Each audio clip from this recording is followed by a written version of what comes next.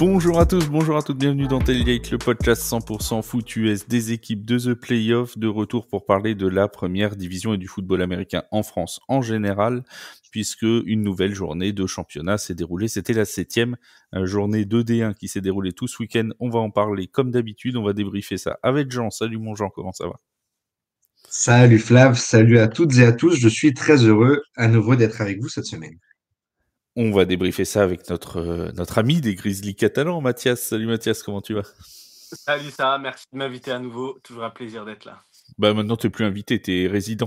Tu vois, t'as fait plus de la moitié des podcasts, donc maintenant t'es là à vie, t'es embarqué pour toute la saison.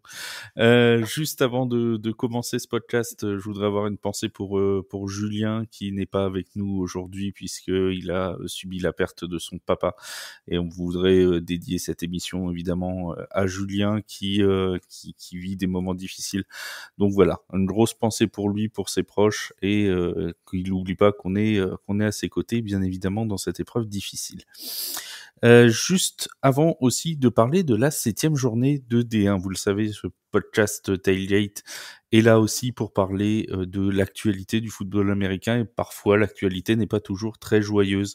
On a la chance de recevoir aujourd'hui les Avalanches d'Annecy par la voix de Josie. Salut Josie, comment ça va? Salut, enchantée. Ça va, ça va. Ça va aussi bien que ça puisse aller. Alors, je fais la version courte et puis tu vas tout nous expliquer en détail.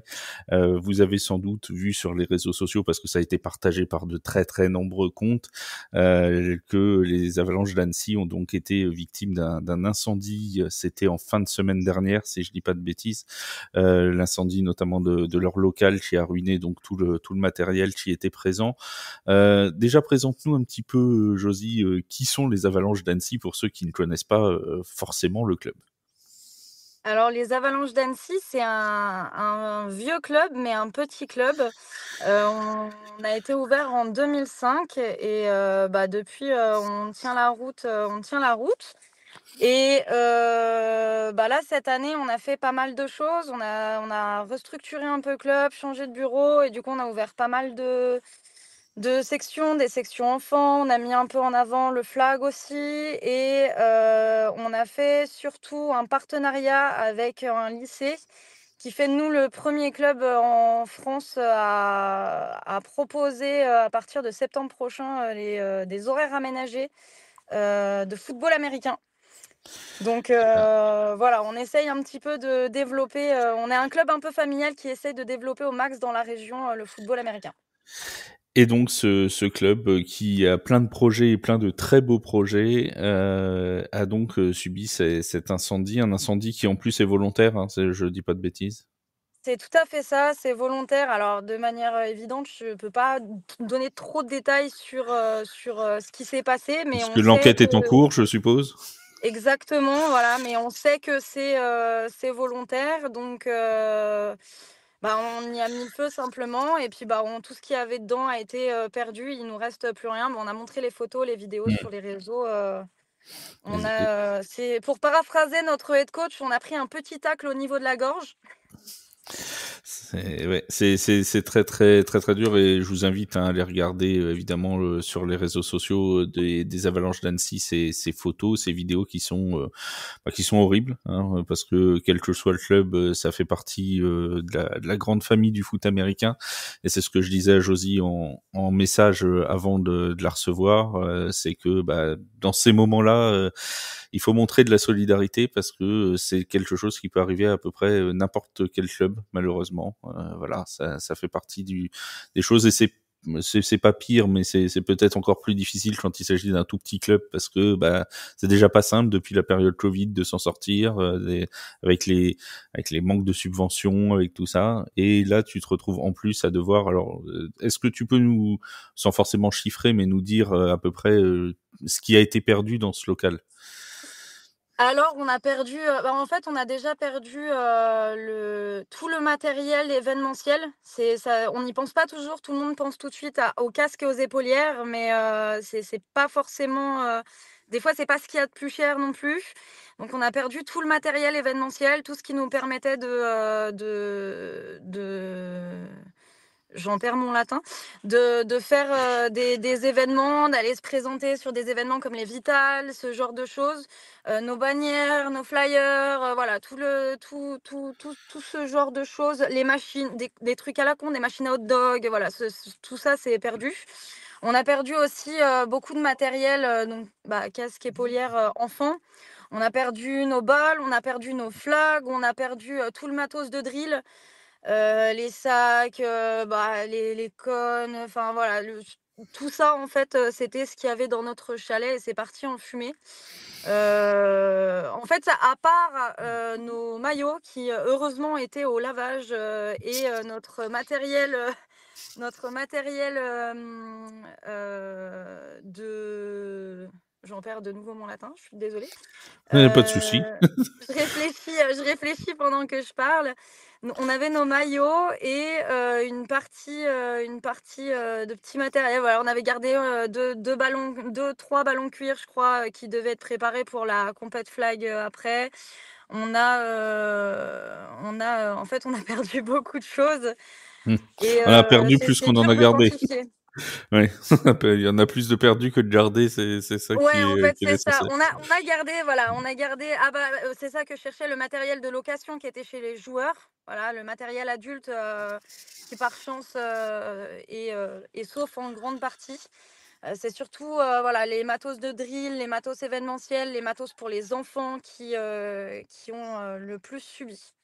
Après, on Heu, a eu, la chance d'avoir, comme tu disais, une énorme solidarité à laquelle on s'attendait pas du tout de la grande famille, du sport américain en général en France. Il y a pas que eu le foot, il y a eu le flag, il y a eu le cheerleading. On a déjà eu, quand même pas mal de dons, donc ça nous a permis de pouvoir repartir, assez ouais. vite. Alors on va parler juste après de la cagnotte, mais justement, tout ce que parce que moi je l'ai vu, j'ai vu des quinzaines, centaines, de personnes qui partageaient effectivement cette information, parce que ça touche toujours évidemment. Comment vous l'avez ressenti, vous, du côté d'Annecy? Je suppose que ça fait vraiment chaud au cœur de voir même des gros comptes, je pense, et je les salue au Paris Mousquetaires, qui ont aussi retweeté l'info, qui ont aussi repartagé sur leurs réseaux sociaux. Vraiment, de la plus petite franchise française jusqu'à la plus petite équipe jusqu'à la plus grosse, tout le monde s'est senti solidaire de cette action. Je pense qu'on a eu, je pense que ça a touché en fait n'importe qui dans le milieu du football américain, flag, cheer. C'est à quel point en France c'est compliqué et ça a été compliqué pendant longtemps de pouvoir, réunir, ce qu'il faut pour faire tourner un club et je pense que tout le monde s'est dit: «Bah, ça pourrait nous arriver à tout moment», et du coup, on a eu enfin c'était fou.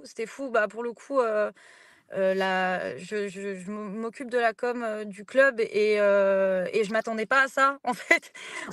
Personne, aucun de nous, on était là devant nos téléphones en se disant: «Waouh, mais qu'est-ce qui est en train de se passer? C'est dingue!» Effectivement, les Paris Mousquetaires, on s'est dit: «Ah oui, donc OK, c'est vraiment ça a fait le tour du monde».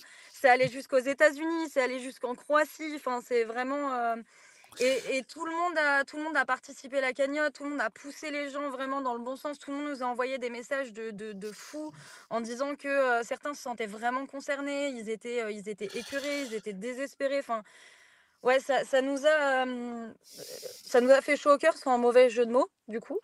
Oui. Heu, ça nous a fait c'est vrai que sur l'instant T, quand on nous a appelés, qu'on nous a dit: «Bah, voilà, vous avez plus rien», il y a eu, cet élan de panique de se dire: «Mon Dieu, mais qu'est-ce qu'on va faire maintenant? Comment on va dire ça, à nos gamins qui venaient de commencer, qui devaient faire un plateau le 6 avril, qui sont ultra motivés? Comment est-ce qu'on va faire pour les gens? Comment est-ce qu'on va faire pour, enfin voilà, pour tout ça?» Et il y a beaucoup d'anciens aussi dans notre club qui sont toujours là et qui étaient très tristes. Il y avait des trucs aussi un peu à la con dans ce chalet, des trucs qu'on gardait depuis 20 ans et que ça tenait au cœur au club, donc c'est vrai que cette partie-là, ça a un peu sauvé, le mindset général de l'équipe en se disant: «OK, on n'est pas seul.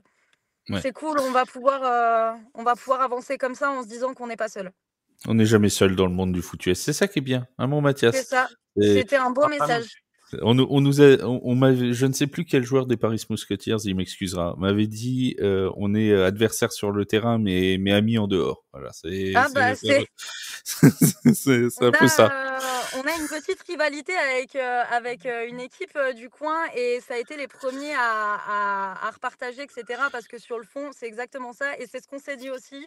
C'est exactement cette phrase rivalité sur le terrain et amis en dehors. Voilà, une fois que tu poses le casque et les épaulières, c'est la C'est grande ça, famille du foot américain qui reprend ses droits.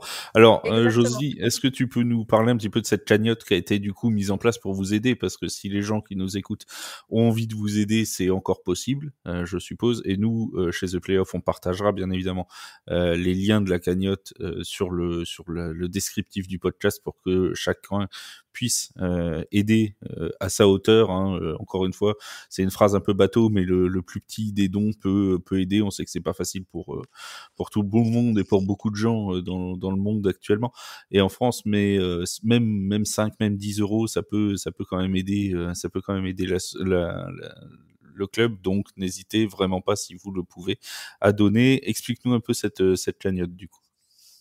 Eh bien, en fait, on nous en a beaucoup, on nous l'a beaucoup demandé avant même qu'on la fasse. Est-ce qu'il y a une cagnotte? Faites une cagnotte, on participera. Et du coup, on s'est dit, bon, bah, go, c'est parti. De toute façon, on risque d'en avoir besoin parce que bah, tant que l'enquête n'est pas terminée, on aura certainement des soucis en termes Pas d'assurance, etc. d'indemnisation, bah oui. Ouais. Voilà, c'est un peu ça. Et bah, les choses sont faites au-delà de ce qu'on perd dans le chalet, on est comme tout club, on prévoit de se dire: «OK, bah, là, les casques, ils commencent à être un peu vieux, les casques de location, il faut qu'on rachète». On avait, des événements, des gros événements de prévus pour fêter nos 20 ans, notamment, on avait un Pro Bowl de prévu, un bal de fin d'année de prévu et c'est tout des choses, en fait, qui, bah, là, on s'est dit: «Si on fait pas de cagnotte, on risque d'avoir un souci pour pouvoir financer tout ça». Donc on a mis en place, cette cagnotte et bah, on l'a mis en ligne en même temps que notre communiqué officiel pour faire le retour, de ce qui s'est passé et de voilà, comment on vivait le truc avec les avalanches et sur le communiqué du coup officiel, Instagram, on a mis, bah, les liens, pour participer que ce soit, même 1 € en fait, juste ça, c'est déjà tellement cool que, on enfin, là, on prenait tout don. Voilà. C'est ouais. Le plus petit don va compter. Voilà. Exactement. Il y a même pas de petit don. Vous donnez ce qui Bah, est possible de donner. Voilà. en fait, le post, il a fait, 130 000 vues, si je me trompe pas. S'il y a 130 000 personnes qui mettent 1 €, Le bon, club sera bien. le Le, club le sera bilan plutôt financier, bien. le bilan financier sera pas mal. Ça Après, sera ça. comme on a dit ouais, comme on a dit, on a eu beaucoup de propositions pour des casques, des épaulières. Là, on a commencé à dire, bah, que c'était OK pour nous. On veut pas non plus profiter de la gentillesse des gens. Mm. Donc, si, bah, on nous entend ou qu'on a envie de proposer, là, on en vient à dire, bah, peut-être trouver des petits clubs à côté de chez vous et proposez-leur. Parce que Ouais. là, on n'en a pas forcément, besoin, pour ce qui est du matos adulte. Ballon et épaulière, on a eu beaucoup, beaucoup déjà. Donc, on fait aussi, notre part en disant: «Bah, voilà, n'hésitez pas à faire des dons à des petits clubs à côté qui auront peut-être aussi besoin». Mais c'est vrai que cette cagnotte, nous aide et nous aidera, je pense, beaucoup. Et si vous êtes dans la région d'Annecy et que vous avez peut-être des choses aussi à donner que vous n'utilisez plus, tu parlais tout à l'heure de machines à hot dog ou de choses comme ça. Si vous avez du matériel chez vous que vous utilisez plus, c'est possible, je pense aussi, de faire des dons directement d'objets ou de choses comme ça, non? Ouais, tout à fait, tout à fait. Tout ce Voilà. qui est, bah, voilà, matériel événementiel. On avait, des grilles d'affichage, des trucs qu'on avait aussi, pour les drills, par exemple, des pneus. On avait des pneus à côté du chalet qui ont intégralement brûlé aussi. Voilà, des pneus, ça peut être Ça brûle utile, bien, malheureusement. ça et ben, on a découvert que ça brûlait vachement bien parce que le Ah matin, oui, ça oui. brûlait encore. Oui, oui, je te confirme, ça brûle bien, oui, je confirme. Donc voilà, tout ce qui est, bah, matos de drill, vrac, voilà, ce genre de choses. Et puis, la cagnotte, Voilà. Vous avez des vieux évidemment. pneus de tracteur chez vous que vous utilisez pas. Voilà, ça on sait jamais. Tu vois. Et ben, vous pouvez toujours les amener à Annecy. On prendra de belles vidéos de nos joueurs qui tractent Voilà. les gros pneus. Voilà, tout à fait. Jean, je suis sûr qu'il a un pneu de tracteur quelque part chez lui, à mon avis, dans son appart parisien. Je pense qu'il doit avoir ça. Hein, Moi, Jean? j'ai des pneus de tracteur, pneus de tracteur, pneus de scooter. Moi, j'ai tous les pneus du monde. J'ai même du cuivre, si tu veux. Moi, j'ai tout, moi. J'ai tout chez moi. Alors, Voilà. le cuivre, je suis pas sûre que ça nous soit bien utile, mais bien tenté. De toute façon, Jean, il va pas vous le donner, il est capable de le vendre. Hein. Voilà, il est comme ça. Lui. Il est moins gentil que les autres, hein, c'est pour ça. On l'aime bien, mais il est moins gentil. Non, je plaisante. C'est un homme très très sympathique. En tout cas, Josie, si on veut vous aider, du coup, on met le lien vers la cagnotte et puis vous n'hésitez pas à aller suivre et même à envoyer un message si vous pensez avoir des choses utiles aux avalanches d'Annecy, pardon. Josie vous répondra puisqu'elle m'a répondu à moi. Ah tiens, d'ailleurs, est-ce que la presse locale s'est déplacée en parlant de médias, tiens. Tout à fait. Ah, pour le coup, on s'est beaucoup investi, donc encore une fois, cette année, dans la vie de la communauté autour de nous. Et avec la ville d'Annecy, donc on a eu beaucoup de retours de la presse locale. On a eu le Dauphiné, on a eu l'Essor savoyard, et on a eu la mairie aussi qui s'est quand même pas mal démenée pour essayer de nous trouver des solutions et voir ce qu'on pouvait faire. Là, je sais pas, c'est moins mon domaine, mais je sais que le bureau dirigeant est en discussion pour voir comment est-ce qu'on va pouvoir remettre notre matériel, enfin, où est-ce qu'on va pouvoir remettre notre matériel, qu'est-ce qui va être fait à la place du chalet de base, etc. Donc vraiment, ça a été le monde autour de nous, même dans la communauté, c'est vraiment manifesté. Ouais, et puis Le Dauphiné doit refaire du coup, s'est intéressé à nous et au sport en termes général, donc ils vont revenir faire un article complet sur nous. Ouais. Le Dauphiné, ils sont rodés au foot américain. Ils ont les Black Panthers de temps en temps. Ils connaissent quand même un petit peu le sujet, je présume. Ils ont quand même Ouais, une équipe championne de France dans le coin. C'est quand même, on peut pas me dire qu'ils ont découvert le foot américain hier. Quoi. Ce Non, serait quand mais même étonnant. justement, à Annecy, ils connaissent un peu moins. Tout le monde, c'est vrai qu'on a les Black Pay qui sont à côté, qui sont en D1, et du coup, tout le monde a un peu les yeux fixés là-dessus quand on parle de football américain.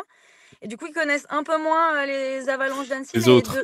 ouais, mais de plus en plus. Et du coup, voilà, là, ils se sont intéressés. En plus, comme on a la section flag qui marche bien, on était l'année dernière, on est monté jusqu'en national, enfin, finale nationale. Comme ça va aller au JO aussi l'année prochaine, c'est vrai que ça les intéresse aussi un petit peu.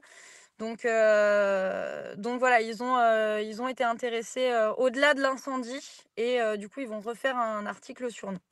Eh ben, on les remercie aussi, la presse quotidienne régionale qui fait souvent d'ailleurs du très très bon boulot auprès des petits clubs. Donc on en profite pour saluer nos confrères de la presse quotidienne régionale. Voilà, merci beaucoup Josie d'avoir été avec nous.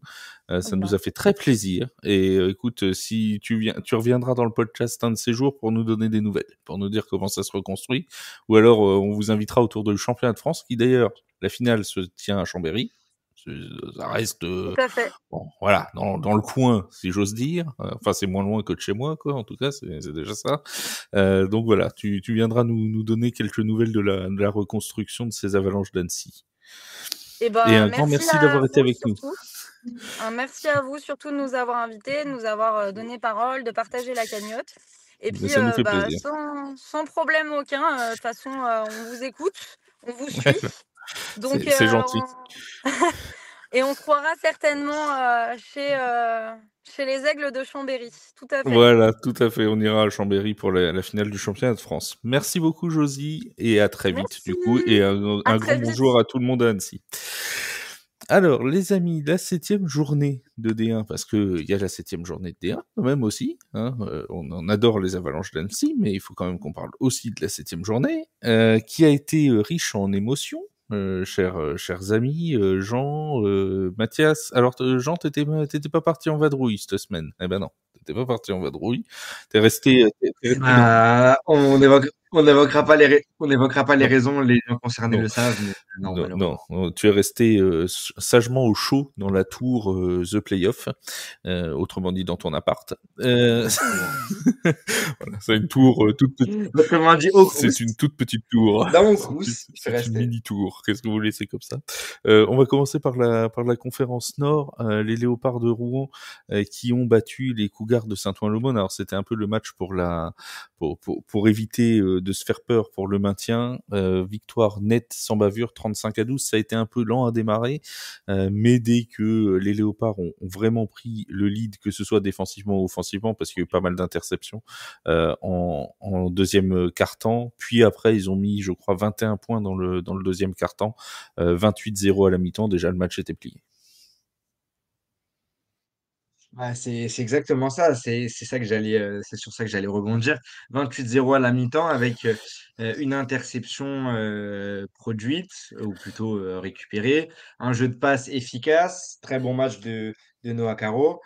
Ils ont aussi retenté de passer en puissance avec Jules Martel comme il l'avait fait contre les Molosses. Bon, cette fois-ci, apparemment, les Cougars avaient bien analysé ces jeux-là à la vidéo puisque c'est pas passé. Mais effectivement, très bonne défense, aucun point encaissé à la mi-temps. Le jeu de passe, comme je le disais, efficace. Et puis, une victoire qui est méritée parce qu'il fallait gagner pour Rouen, d'autant plus que je les avais suivis les deux précédentes journées contre Villepinte avec une défaite frustrante, puis contre les Molosses avec cette fois-ci une défaite encourageante. C'est une équipe qui joue bien, c'est une équipe qui paye ses moments de creux et son inconstance peut-être, je dirais. Mais là, à domicile, devant son public, elle a su montrer de quoi elle était véritablement capable. Et puis, cette victoire, elle assure quasiment le maintien C'est ce que j'allais de dire. Rouen. Est-ce que malheureusement, et puis là Mathias, t'as le droit d'intervenir aussi, hein, mais est-ce que malheureusement, alors on va nous dire que mathématiquement, et je salue Flo, qui va m'expliquer en long, en large et en travers que mathématiquement ça n'est pas fini, donc il y a toujours un espoir, puisque je rappelle que Flo samedi pendant le live avec Matt de l'Afterfoot US a quand même annoncé que les Dauphins de Nice pouvaient encore se qualifier en play-off. Je lui ai dit, bon, si les Dauphins de Nice se qualifient en play-off, je t'invite au carnaval de Dunkerque et je te paye même la place au bal, hein, parce que bon, je veux pas être oiseau de mauvais augure pour nos amis des Dauphins, mais c'est quand même pas très bien parti. Si. Bon, en play-off, je donne 500 000 euros aux Avalanches sur la cagnotte. Ah, voilà, comme ça, moi, c'est bon. J'espère que tu les as, parce que bon, imagine qu'ils y sont, Oui. on aura l'air bête. J'espère que On tu aura les l'air as, bête, non. tu vois, sinon. Mais blague mise à part, est-ce que les Cougars, ils ont fait une croix sur l'AD1 pour l'an prochain? Oui. Mathias, il dit oui. Vous le voyez pas? Clairement, mais oui. Oui. C'est pas comme si Non, ça mais faisait 2 ans qu'ils étaient. Ric-rac, oui. Ils étaient clairement en dessous du niveau attendu pour l'élite. Ils ont été sauvés l'année dernière. Je pense que pour eux c'est terminé. Je pense qu'ils le savent. Ah, ils sortaient alors certes c'était un 0-0, alors je sais pas si un 0-0 peut être encourageant, mais ils sortaient d'un match sans défaite. C'était déjà pas mal, tu vois.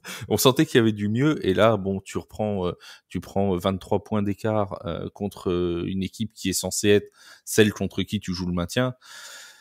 Ça fait quand même un sacré coup sur le casque de prix, hein. Donc là ils sont à 6 défaites, un match nul, il reste 3 matchs à jouer.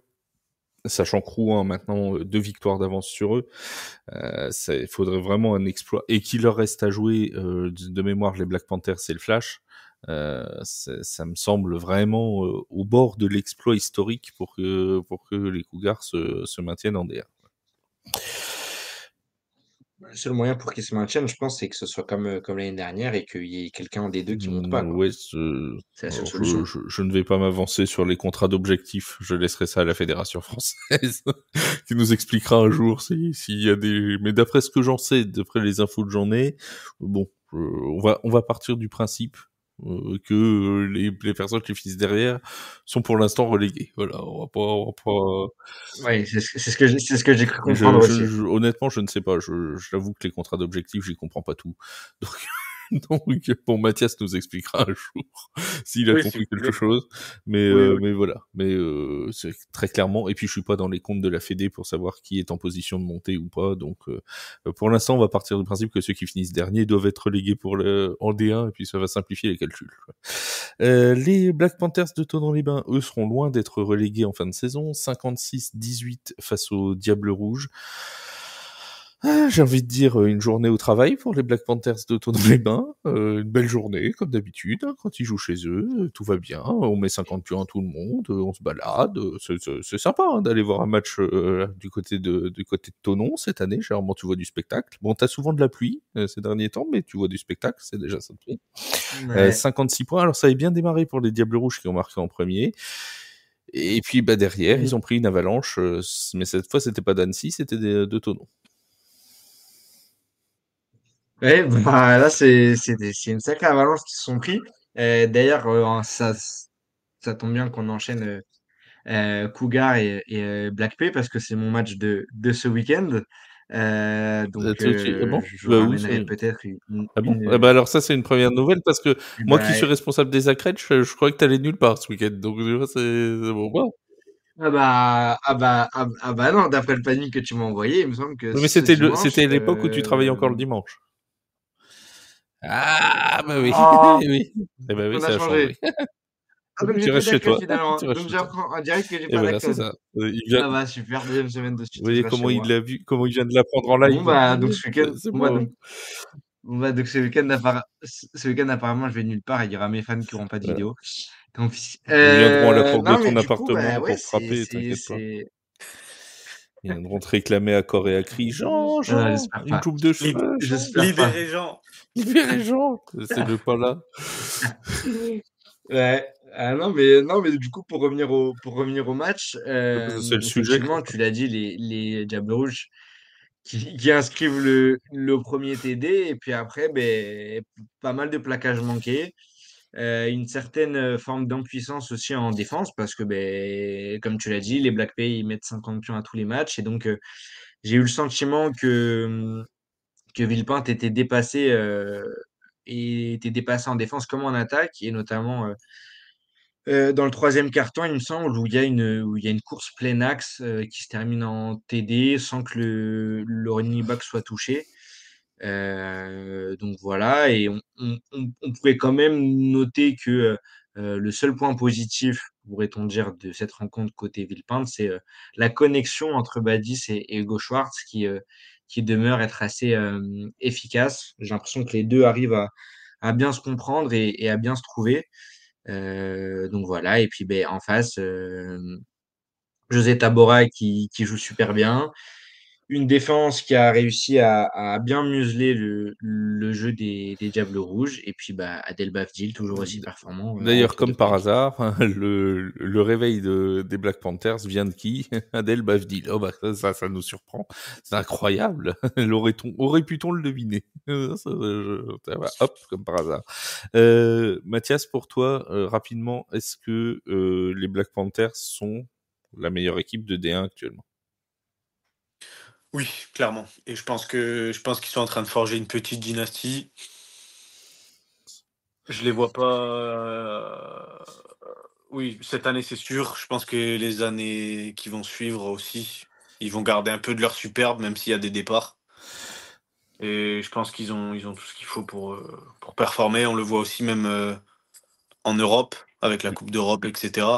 Ce que j'allais dire, ils vont bientôt rentrer, j'ai plus la date, Oui, mais oui. ils vont bientôt rentrer en CEFL aussi, et clairement, ils feront partie des équipes à suivre et potentiellement des équipes qui peuvent aller chercher le titre européen aussi, parce que c'est vraiment une équipe qui est très bien construite, qui est bien coachée par Larry Legault. C'est vraiment une très belle équipe. C'était parti difficilement, hein, ça avait été poussif en début de saison. Sur le premier match, une défaite du côté du Flash de justesse. Après, il y avait eu ce match un peu aussi tendu face au Diable Rouge à Villepinte. Mais depuis qu'ils ont joué à domicile, on a l'impression qu'ils sont partis. C'est le diesel de l'AD1, quoi. Maintenant qu'ils ont lancé, ils sont sur l'autoroute, quoi. C'est clairement ça. Il leur faut toujours 1 ou 2 matchs d'adaptation. Et de toute façon, le reste de la saison, ça déroule. Quand tu vois la performance on va pas revenir dessus, mais la performance il y a 2 semaines face au Flash où tu laisses le Flash à 0 points. J'ai toujours pas eu le temps de chercher dans mon carton à archives, mais le Flash à 0 points, c'est quand même pas toutes les semaines. Donc bon, c'est clairement, c'est vraiment une équipe qui marche très très fort. Alors après, c'est toujours pareil, hein, il y a les risques de blessures qu'on leur souhaite pas, bien évidemment. Il y a tout ça, ça peut toujours malheureusement arriver. Mais vraiment, c'est une équipe qui semble bien en forme pour aller au moins chercher la première place de la conférence Nord. Toujours dernier match de cette conférence Nord, Jean, c'est le duel de la 86 entre le Flash de la Courneuve et les Molosses d'Asnières-sur-Seine. Et puis là, il y a eu quand même... Alors, est-ce vraiment une surprise? Victoire 28-7 des Molosses. Tiens, ça va être ma question, Jean. Est-ce vraiment une surprise? Oui et non. J'aurais tendance à te dire que Défaite de 21 points à domicile du Flash, quand même. c'est en partie. Oui. Oui. Justement, j'aurais tendance à te dire que les Molosses ont joué euh, comme ils savaient le faire, dans le sens où on a beaucoup critiqué le manque de discipline et ça leur a beaucoup été reproché et on était, alors je sais pas, je peux pas parler au nom de tout le monde, mais j'ai senti et pour ma part et pour la part des joueurs eux-mêmes, pour avoir parlé avec certains d'entre eux lors de leur dernier match face à Rouen, une frustration sur, la capacité à faire mieux, mais tout ça, c'était endigué par un manque de, je sais pas si c'était mental ou si c'était physique, mais par un manque de discipline qui leur faisait pécher. Et là, ben, une bonne pression défensive, des bons appels de jeu Après, ils ont fait offensifs. encore... Ils ont montré qu'ils avaient J'ai pas les stats des flags, mais ils ont encore été énormément flagués samedi, hein, les Molosses.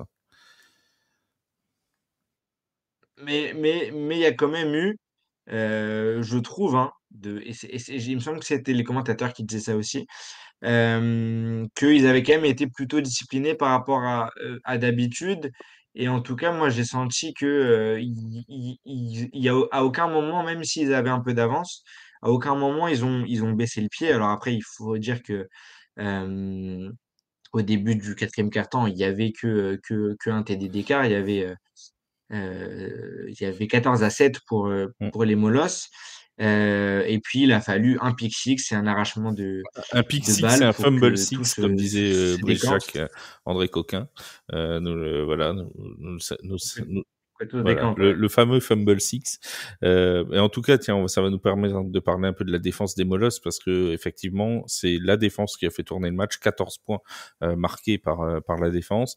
Un magnifique pick six de Mathis Delobel qui pour le coup intercepte parfaitement Léo Crémades. Le timing de l'interception est juste dingue. De toute façon, une fois qu'il a le ballon dans les mains, c'est terminé, hein, parce qu'il a déjà 10 yards d'avance sur tout le monde au moment où il l'intercepte, donc c'est trop tard pour lui pour le revoir.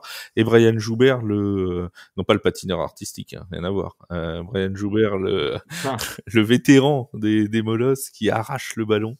Et Dieu sait si pourtant d'habitude le jeu de course est performant. Et là, c'est terrible pour le Flash parce qu'au moment où il arrache le ballon, ils sont à quoi 4-5 yards de l'embut des Molosses et ils se font arracher le ballon et remonter pour touchdown. Autant dire que ça, dans le quatrième quart-temps, c'est le genre d'action qui te met un coup sur la cafetière définitivement, quoi. C'est vraiment terrible.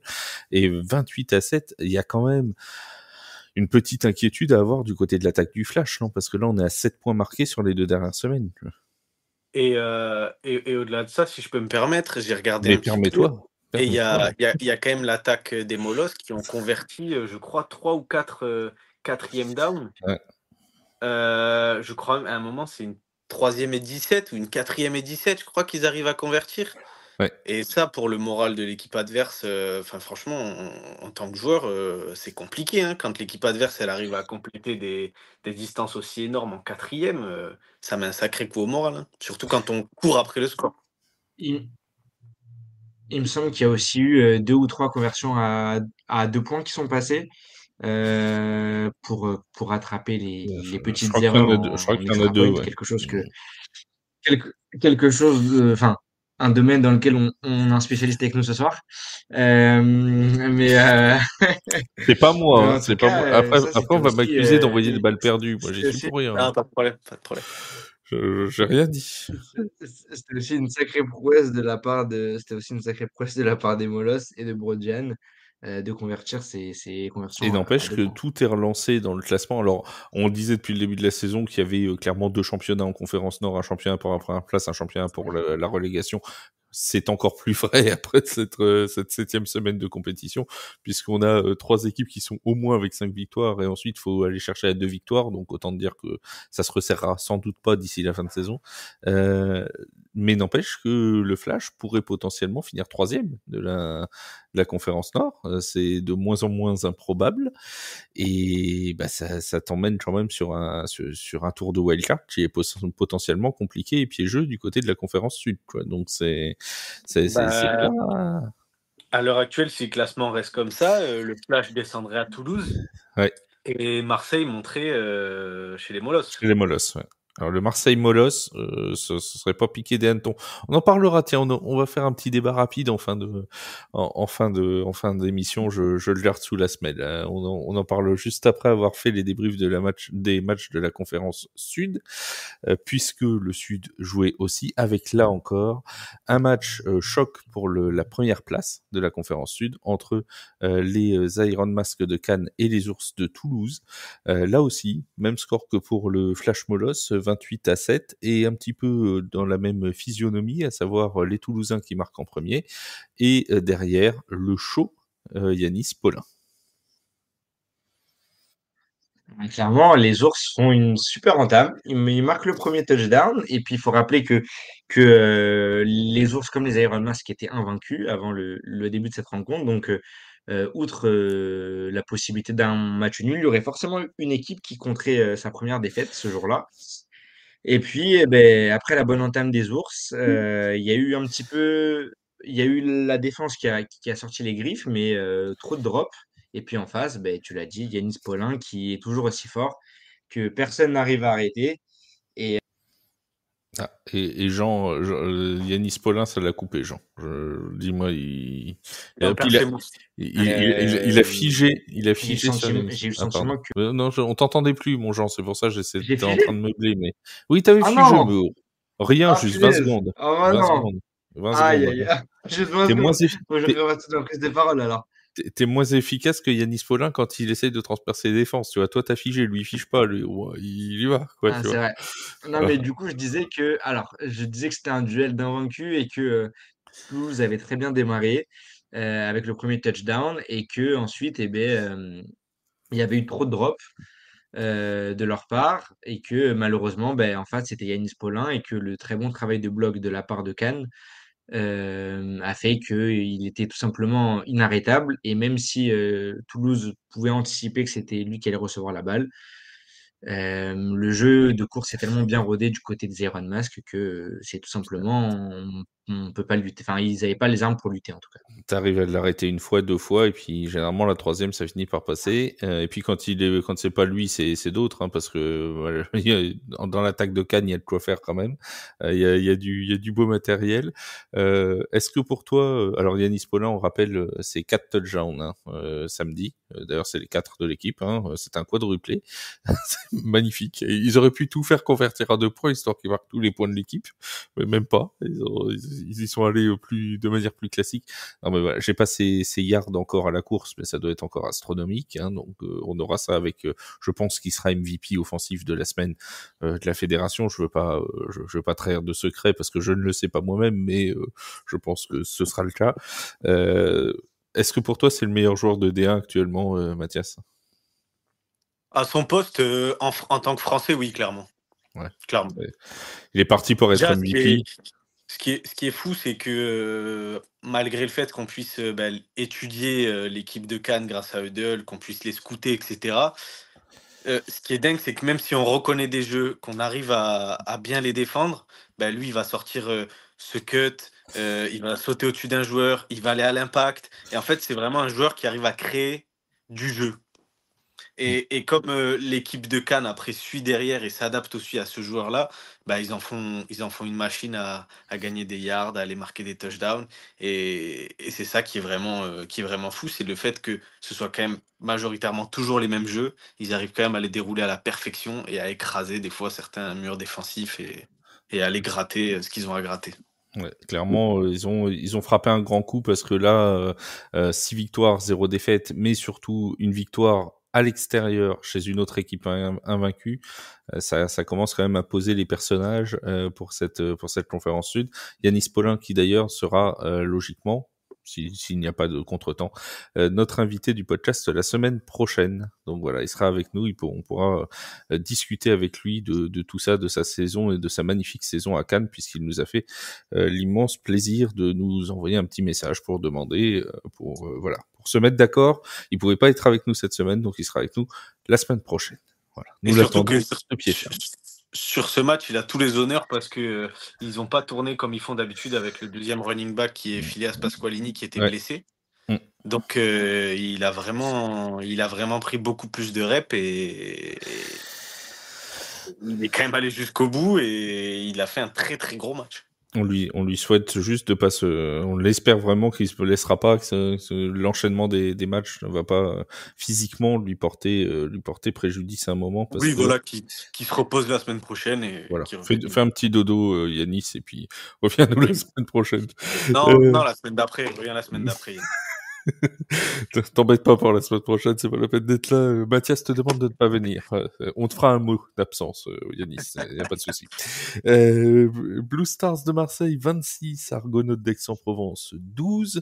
La victoire donc des Blue Stars qui retrouvent un petit peu de couleur dans cette saison de D1. On sait que depuis le début de la saison, même quand ça gagne, c'est pas toujours très convaincant du côté de Marseille. Bon, cette fois, alors. Est-ce que vraiment on peut parler d'une prestation très convaincante offensivement? Non, toujours pas. Mathias est toujours pas convaincu. On a quand même eu un beau jeu. On a eu une petite passe d'Adrien Linda là. C'était sympa. Moi, j'ai aimé moi, j'ai aimé les trick-plays que j'ai vus en tout cas. Mais oui, il y a eu de l'audace. Il y a eu un peu d'audace. Non, Les il est pas trick plays étaient pas mal. Ils ont donné la balle à Adrien Linda qui a su distribuer un touchdown. Comme quoi, c'était peut-être ça la solution. Et derrière, ils ont quand même bien déroulé. Et ce qui a été pas mal, encore une fois, c'est leur défense qui reste quand même très, très carrée parce que faut noter le fait que Aix, qui est quand même une des équipes qui a énormément marqué tout au long de la saison, ils vont à Nice, je crois qu'ils mettent une quarantaine de points. Je crois qu'ils tiennent tête à Cannes, ils perdent à 1 point. Nous, ils nous mettent, si je dis pas de bêtises, 28 points, je crois. Je vais vérifier ça. Ne dis pas de bêtises. Ils mettent une quantité énorme de points et là, sur ce match-là, leur attaque n'a pas scoré. Donc ça prouve encore une fois que la défense de Marseille reste quand même leur atout principal et que c'est vraiment elle qui tient Marseille cette saison. La défense de Marseille vraiment permet que le navire ne coule pas, si je puis dire. Il maintient le navire à quai dans le port de Marseille. Vraiment. Voilà. Parce que je crois que Aix, c'est un safety, un TD sur le kick-off. Oui. Et derrière, un field goal. Donc, comme quoi, sorti de l'attaque, ils ont rien produit. Enfin, leur attaque n'a rien produit. D'ailleurs, ils avaient marqué directement sur le coup d'envoi, si je dis pas de bêtises. Hein, c'est Dominic Thompson qui transperce toute la défense. C'était effectivement 28 points marqués par les Argonautes contre les Grizzlies. Tout à fait. Voilà.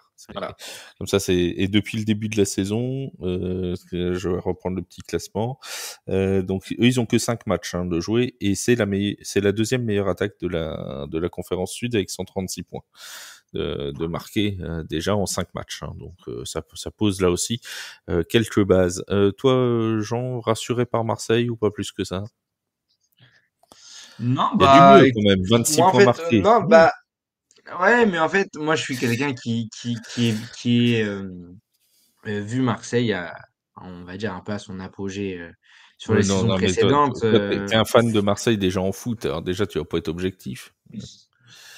Non, mais il faut dire que là, j'ai habité un an à Marseille et l'année où j'habite, ils sont leaders de la Conf Sud. Enfin, il y a tout qui leur réussit outre les équipes de la Conf Nord. Donc, moi, c'est vrai que j'ai un peu gardé cette image-là de Marseille. Et j'ai bien compris qu'avec ce que Cannes faisait, ça allait pas être une saison où ils allaient terminer premier. Néanmoins, bien que la défense elle soit, elle soit forte, mais ça, on en parlait hors antenne et je sais que c'est sur ces débats-là que tu veux m'emmener à la fin d'émission. J'ai quand Non, même le même pas. sentiment, moi, qu'il y a un écart de niveau entre la Conf Nord et la Conf Sud, un peu comme la Conf Est et la Conf Ouest en NBA. Et du coup, c'est vrai que j'ai un peu du mal je dirais pas à dire des bonnes choses des équipes de la conférence Sud, mais c'est vrai que je suis un peu plus mesuré, un peu moins Mathias, il dithyrambique s'est parce que, rapproché de ben, l'écran. Il et va un, lui et mettre un, un, et, il va et un, lui, et un peu, et un peu moins, ouais, je sens que Mathias va me mettre une patate. il va lui défoncer la tête. Et un peu moins dithyrambique parce que voilà, Ah, il va lui faire tant une qu'on nouvelle n'est pas coupe de arrivé en cheveux, moi playoff, je vous le dis. tant qu'on n'est pas arrivé en playoff, pour moi, je préfère pas trop m'avancer. Après, c'est vrai que compte tenu de leur adversaire du jour, avec cette victoire-là, ils passent, ou plutôt ils confortent leur troisième place, euh, avec à présent 2 victoires de plus que Aix et une victoire de plus que les Grizzlies. Donc, c'est quand même une bonne opération pour eux, cette victoire. Alors, on va parler du match des Grizzlies catalans et après j'ai deux questions pour vous. J'en ai pas une, j'en ai deux. Il faut que je les retienne jusque là, ce qui demande une mobilisation de mes neurones qui va peut-être être supérieure à ma capacité. Mais ça, c'est un autre débat pour un autre jour, comme dirait notre ami Waik. Est-ce que donc les Grizzlies catalans 27-0 contre les Dauphins de Nice. Bon, bah voilà, tout va bien, Mathias. Oui, Alors, oui, ah ouais, oui, tout va bien. c'était le minimum syndical. Oh, Sans vouloir manquer de respect à qui que ce soit. oui, ne manque pas de respect aux Dauphins de Nice qui, d'après Flo, rappelons-le, pourrait se qualifier Ouais, enfin, pour ils les viennent de perdre playoffs. leur quarterback quand même parce qu'il s'est trompé de sport, mais oui, oui, pas de raison. Il n'y a pas de raison. Bon, non, mais plus sérieusement, on a vu un bon Sean Boswell. Tu vois, c'était plutôt pas mal, non? On a vu un beau Sean Boswell, on a vu un très beau Idris Ramki, encore une fois. On a vu des belles percées à la course de Loris Saval, malgré le fait que Kaloum ait été mis au repos, malgré qu'il ait été équipé. On a vu une défense en place quand même, qui a, malgré le fait qu'elle ait tourné très rapidement, n'encaisse aucun point. Mm.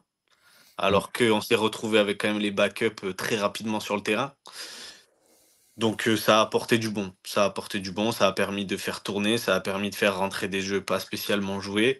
Il y avait le vent aussi qui était quand même un facteur à prendre en compte parce que Ça soufflait encore hein, sur Perpignan. Hein. ça soufflait énormément, comment dire, ça a dévié pas mal de balles. Tout ce qui était jeu long, c'était un petit peu compliqué. Les jeux au pied ont été aussi compliqués. On l'a vu sur les kick-offs.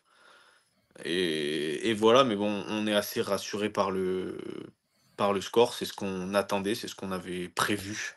Donc voilà, le plan a été respecté. Le plan a été respecté. Rien de mieux, Jean, une belle journée au travail pour les Grizzlies. Tout s'est bien passé. Ouais, bon, une belle journée au Bon, travail. ils ont fait Le l'essentiel en minimum, première mi-temps et puis voilà, après ils ont géré. le Oui, par minimum, contre, le minimum syndical, comme dirait Mathias. Donc, ouais, encore une défaite de plus pour Cannes, pardon, Non, c'est au pour Nice. Nice. Ouais, je me suis Cannes, ça va. je me suis trompé. Ouais, Cannes, ça va plutôt. Non, pour Nice, je prochaine. voulais dire, et probablement que, un peu comme les Cougars au nord, la D2 leur tend les bras. Mathias, tu voulais dire quelque chose sur la deuxième mi-temps? Non, Ben, je tu l'ai vois. regardé. Je Ouais. l'ai regardé, je l'aurais Moi pas aussi. regardé, ça aurait pas changé grand-chose. Non, la deuxième mi-temps était un petit peu plus compliquée. Je pense que on s'est pas relâché, mais on est resté quand même assez constant. Après le temps, je vous ai dit, on a rentré des jeux un petit peu différents. On a fait rentrer pas mal de backup, donc ça a permis de faire tourner, ça a permis de mettre en place certaines choses. C'était peut-être moins, comment dire, spectaculaire que le premier quart-temps. Mais ça nous a permis de mettre certaines choses en place et voilà. Bah, t'y étais pas, toi, au match, dimanche? Non, moi j'étais au travail. J'allais dire, est-ce que ça t'a fait Parce plaisir qu'ici, il de y en a revoir ton... qui travaillent le dimanche. Oui, bah moi aussi. Qui est-ce qui a fait le résumé, crois-tu? Non, Je parle pour, Je moi, te Fanny. le donne en moi, je mille. sens qu'il y a une attaque, et moi, je sens qu'il y a une attaque envers moi. Moi, je Il y travaille en le a une. dimanche. C'est juste Il y en a que, Pour une. pour les on, fil goals. on Pour me les laisse fil pas goals. on me C'est laisse pour les pas, fil on goals. me laisse pas la perspective de travailler dans des bonnes conditions le dimanche. C'est juste ça. Oui, voilà, ça doit être ça. On en reparlera en antenne, il n'y a pas de souci. Donc je disais, tu n'étais pas au match. J'allais te demander si ça t'avait fait plaisir de revoir ton ancien coach. Du coup, tu l'as pas revu, donc ça sert à rien. Du coup, je l'ai pas revu et puis il est parti vite à la fin du match. Ben oui, j'ai Parce pas envie de que s'éterniser. oui, voilà. Ouais, Surtout avec la fin de match, bon, que certains ont pu voir. Voilà. ouais, On n'a pas spécialement envie de rester. Oui, c'est vrai qu'il y a eu une petite bisbille en fin de match. J'avais presque oublié celle-là, effectivement. Ça s'est fini. C'est un peu la spéciale des Niçois. C'est un peu leur salade. Ils ont fait ça déjà Voilà, l'année dernière. Bon, Voilà. voilà. Bon, la fédération jugera. Tout ce Oui. tout ce qui a jugé, on leur fait confiance. Pas de souci là-dessus. Enfin voilà, c'est vrai que ça s'est un peu mal terminé. En plus, c'était à moins d'une minute de la fin. Enfin bref, ça servait, je pense pas vraiment à grand chose, mais ça c'était un autre débat. Oui, ça a pas changé le score. Juste le débat que je voulais avoir justement, ça a été soulevé. Alors je crois que c'est précisément dans le chat du match entre Marseille et les Argonautes. Donc c'était avec Matt de l'Afterfoot US qu'on salue et avec Flo. Il y a quelqu'un dans le chat qui a dit de toute façon cette année le Nord écrasera le Sud. Est-ce que pour vous il n'y a pas de débat, on aura une finale 100% conférence Nord. Est-ce que vous voyez vraiment la conférence Nord? Et Jean tout à l'heure en a parlé, donc c'est pour ça que je rebondis sur ce qu'il dit. Est-ce que pour vous, toi Jean, et après Mathias pour toi, la conférence Nord est nettement au-dessus de la conférence Sud et qu'il n'y a pas de débat aujourd'hui, n'importe quelle équipe du Nord écrase n'importe quelle équipe du Sud? Alors, n'importe quelle équipe du Nord n'écrase pas n'importe quelle équipe du Sud. Alors dire les trois Il les trois il est playoffables du évident. Nord vont-ils battre les Voilà. trois playoffables du Sud?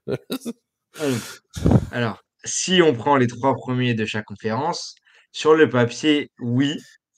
Néanmoins, les playoffs sont Mathias s'est sur un levé. match Mathias sec. s'est levé. Attention. Néanmoins, les playoffs sont sur un match sec. Et sur un match sec, il est possible de tout, d'autant plus pour l'équipe du Sud qui jouera avec son public. Donc, sur les playoffs, tout est possible. Mais c'est vrai que sur le papier, pour moi, les 3 du Nord écrasent les 3 du Sud.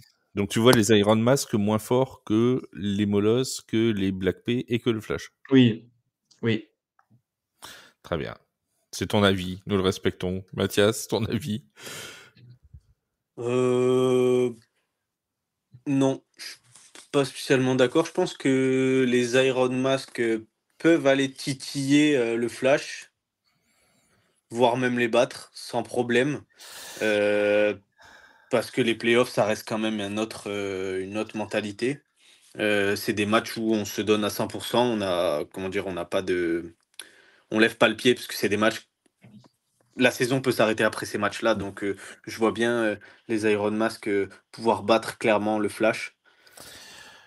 Marseille, dans leur forme actuelle, si ils vont en play-off, je pense qu'ils seront éliminés premier tour, peu importe l'équipe qu'ils rencontreront. Et Toulouse, malheureusement aussi. La défense va Et pas je- sauver je- Marseille en playoff? Parce qu'on sait que la défense fait gagner des titres. Hein.